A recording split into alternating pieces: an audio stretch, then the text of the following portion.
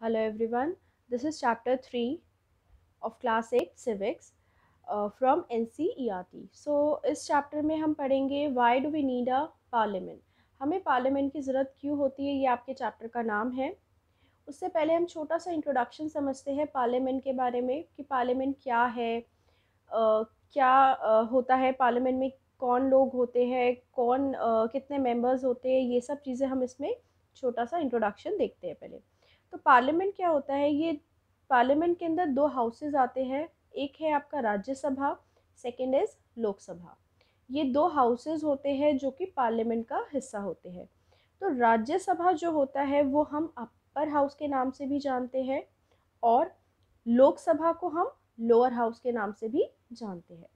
अब हम अगर मेंबर्स की बात करें, यानी कि राज्यसभा के अंदर कितने टोटल मेंबर्स होते हैं, वो होते हैं 245। कितने होते हैं? 245 मेंबर्स होते हैं। और अगर हम लोकसभा की बात करें तो लोकसभा में टोटल मेंबर्स जो होते हैं वो होते हैं 545। ये जो मेंबर्स होते हैं राज्यसभा में और लोकसभा में किसके द्वारा चुने जाते हैं, ये हम देखते हैं। राज्यसभा के जो मेंबर्स होते हैं वो लेजिस्लेटिव असेंबली के द्वारा चुने जाते हैं, यानी कि इसके अंदर जो मेंबर्स होंगे वो डायरेक्ट लोगों द्वारा नहीं चुने जाएंगे। ऑलरेडी जो लेजिस्लेटिव असेंबली के मेंबर्स होंगे उन्हीं के द्वारा इलेक्शंस होते हैं, इंटरनल इलेक्शंस होते हैं, उनके द्वारा ही ये 245 मेंबर्स चुने जाते हैं। लेकिन अगर हम लोकसभा की बात करें, लोकसभा में ऐसा नहीं होता। लोकसभा में हर 5 साल में इलेक्शंस होते हैं और इन इलेक्शंस के अंदर ये जो 545 मेंबर्स होते हैं ये लोगों द्वारा चुने जाते हैं। जैसे कि लोकसभा के अंदर इलेक्शंस के अंदर जो इलेक्शंस होते हैं, इसी से आपको क्या मिलता है, हमारे प्राइम मिनिस्टर मिलते हैं। यानी कि लोकसभा के जो इलेक्शंस होते हैं उसी की हेल्प से हमें क्या मिलता है, प्राइम मिनिस्टर मिलता है। और ये डायरेक्ट इलेक्शंस होते हैं। जो आम जनता होती है, जो 18 ईयर्स से अबव जो लोग होते हैं, जिनकी एज होती है, वो पार्टिसिपेट करते हैं वोटिंग में और वो लोग इन 545 मेंबर्स को सिलेक्ट करते हैं। अब अगर हम 545 मेंबर्स के अलावा कुछ मेंबर्स इसके अंदर ऐसे होते हैं, जैसे कि 2 मेंबर्स की अगर हम बात करें, दो लोग जो होते हैं वो लोग लोगों द्वारा नहीं चुने जाते। उसमें ये जो 2 मेंबर्स होते हैं ये एंग्लो इंडियन के नाम से जाना जाता है। ये जो एंग्लो इंडियंस होते हैं ये किसके द्वारा नॉमिनेट किए जाते हैं? प्रेसिडेंट द्वारा। प्रेसिडेंट जो होता है वही इन दो लोगों को सिलेक्ट करता है जो कि लोकसभा का हिस्सा होंगे, यानी कि लोकसभा का मेंबर होंगे। उसी तरह से राज्यसभा में भी कुछ 12 लोग होते हैं जो कि प्रेसिडेंट द्वारा नॉमिनेट किए जाते हैं।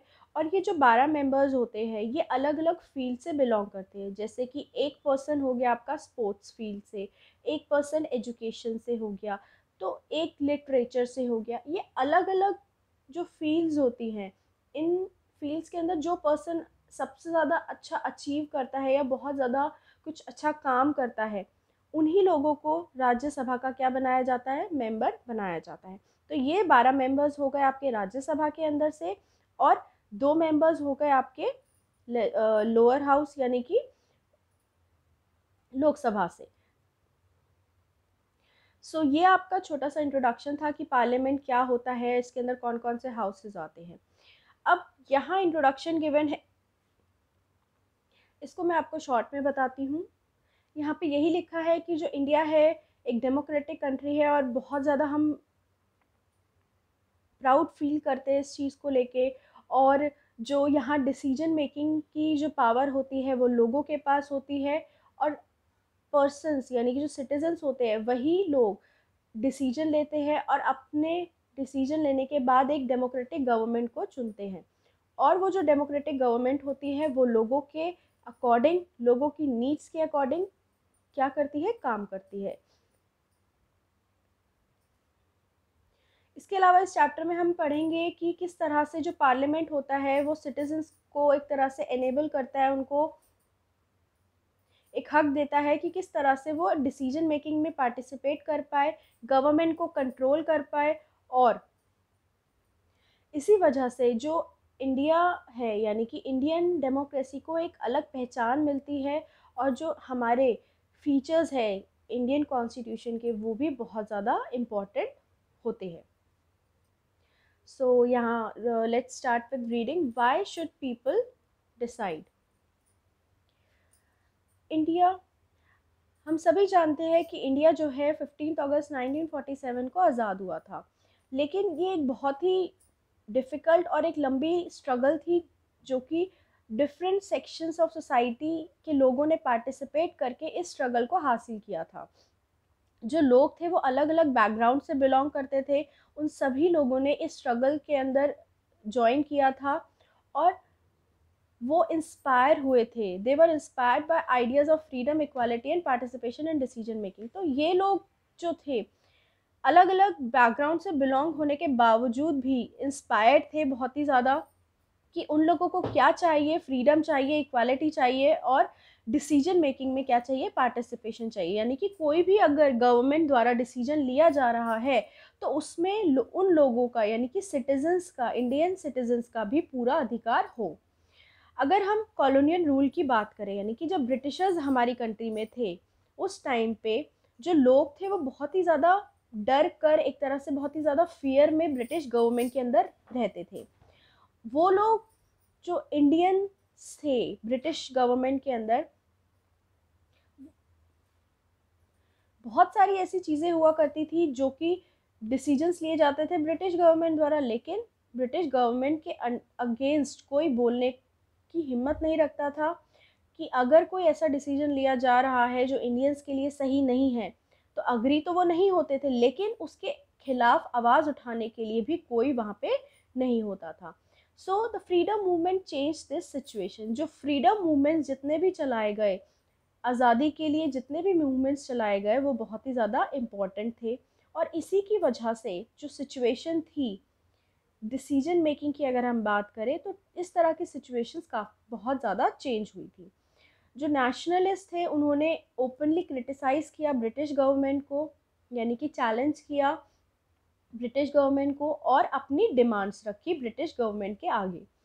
अगर हम 1855 की बात करें, से पहले की बात करें, जो इंडियन नेशनल कांग्रेस थी उन्होंने क्या क्या डिमांड किया। उन्होंने डिमांड किया कि हम भी कुछ मेंबर्स हैं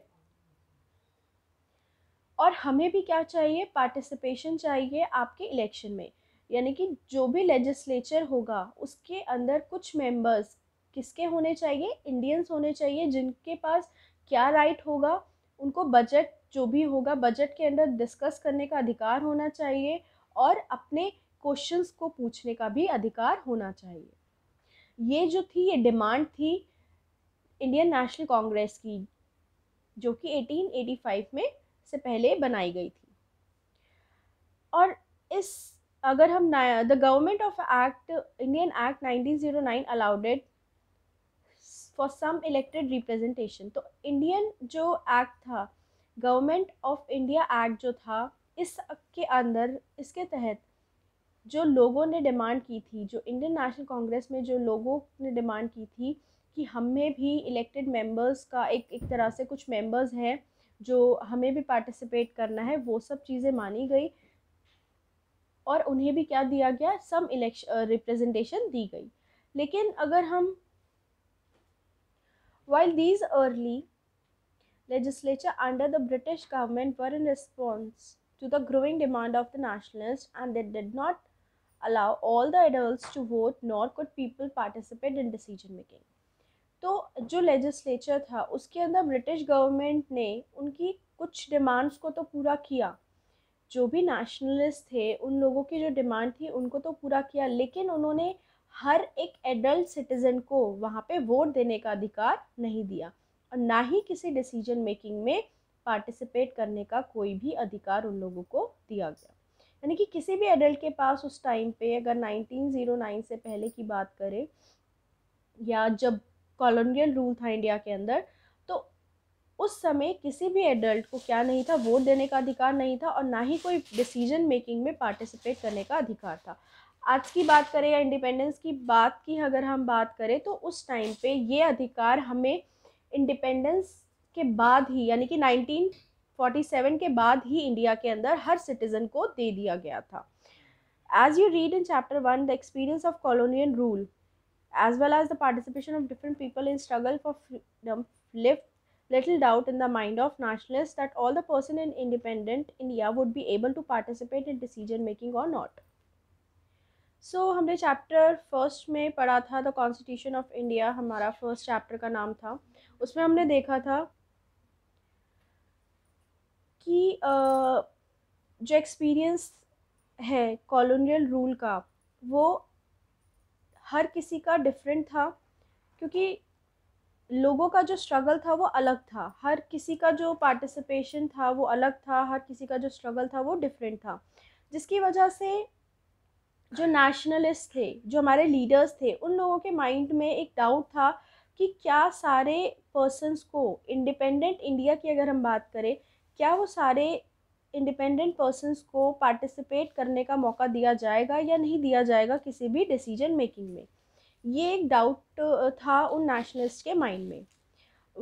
With the coming of independence, we were going to be citizen of a free country. This did not mean that the government could do what it felt like. It means that the government had to be sensitive to people needs and demand.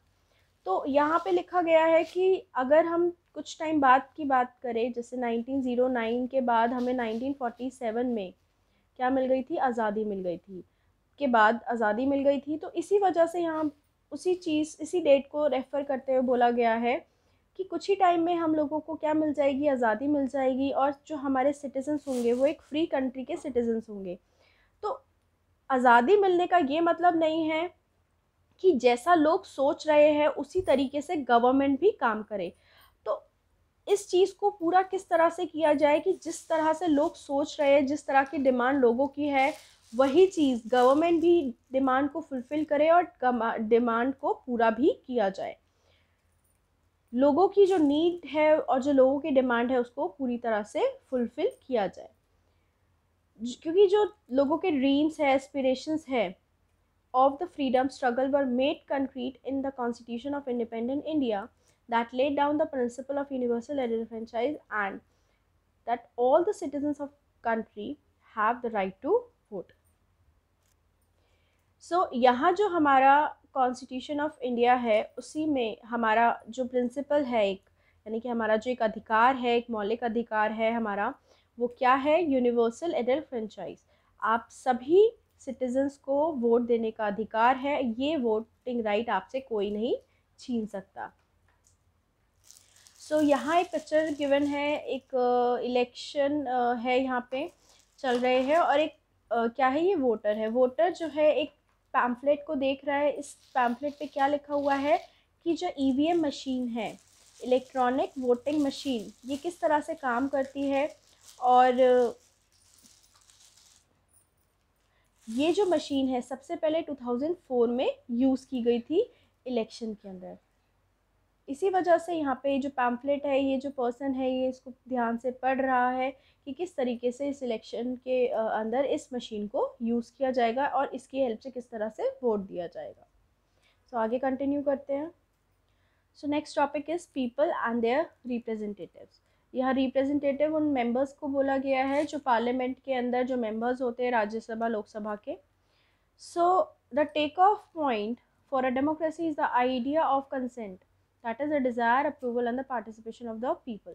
1947 की बात की अगर हम यहाँ पे बात करें तो एक तरह से टेक ऑफ पॉइंट था, यानी कि एक बहुत ही ज़्यादा इम्पॉर्टेंट पॉइंट था हमारी कंट्री के लिए, क्योंकि डेमोक्रेसी आई थी और ऊपर से हमारे देश को आज़ादी मिली थी। और डेमोक्रेसी जो होती है सबसे ज़्यादा इम्पॉर्टेंट और सबसे अच्छी फॉर्म ऑफ गवर्नमेंट मानी जाती है, क्योंकि उसमें लोगों की जो पार्टिसिपेशन होता है, लोगों की फ्रीडम होता है, इक्वालिटी मिलती है। इसी वजह से जो डेमोक्रेसी है वो सबसे ज़्यादा इम्पॉर्टेंट मानी जाती है। Decision of people that creates a democratic government and decides and about it's functioning. जो लोगों की डिसीजन होता है, जो लोगों द्वारा डिसीजन लिया जाता है, उसी की हेल्प से क्या बनाई जाती है, एक डेमोक्रेटिक गवर्नमेंट बनाई जाती है, और किस तरह से वो फंक्शन करेगी ये भी उसी की हेल्प से होता है। The basic idea in this kind of democracy is that the individual और the citizen is more important person and that in principle the government as we as well as other public institutions need to have the trust of these citizen.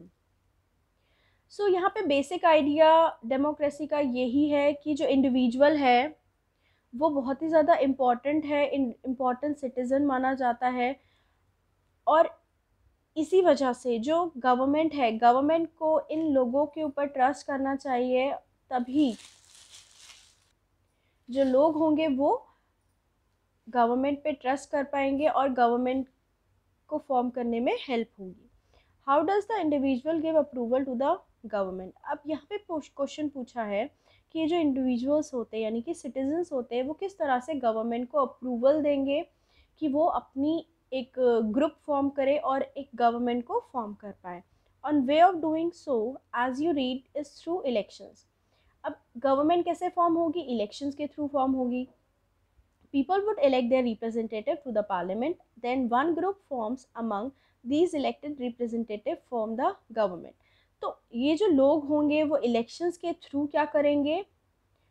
Elections के through अपने representative को चुनेंगे, elect करेंगे और उसके बाद वो जो रिप्रेजेंटेटिव होंगे वो एक ग्रुप को फॉर्म करेंगे। जैसे एक एरिया है, इस एरिया में से 10 लोग सिलेक्ट और रिप्रेजेंटेटिव है इलेक्ट किए जा रहे हैं और वो 10 के 10 क्या करेंगे? ग्रुप फॉर्म करेंगे और उसके बाद वो गवर्नमेंट को फॉर्म करेंगे जो कि अलग अलग नामों से जाने जाएंगे, जैसे कि member of Rajya Sabha, member of Lok Sabha, इस तरह से।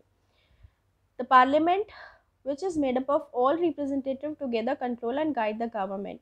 जो पार्लियामेंट होता है उसके अंदर सारे के सारे रिप्रेजेंटेटिव्स होते हैं और अलग अलग पार्टी से ये बिलोंग करते हैं। ये रिप्रेजेंटेटिव डिफरेंट पार्टी से बिलोंग करते हैं।